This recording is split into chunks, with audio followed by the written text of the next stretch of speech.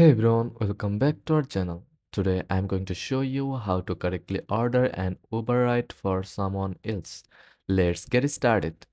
First of all, open the Uber app and tap on the Where to box.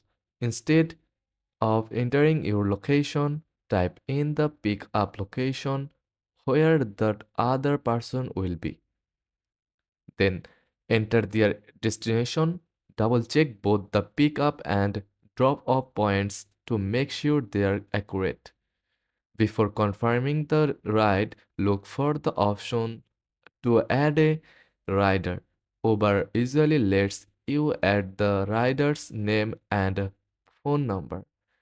This way, the driver can contact them directly. After that, confirm the ride and let the other person know their driver's name, car details, and estimate time of arrival. You can even share the trip status with them for extra peace of mind. And there you go. Ordering an Uber for someone else is that simple.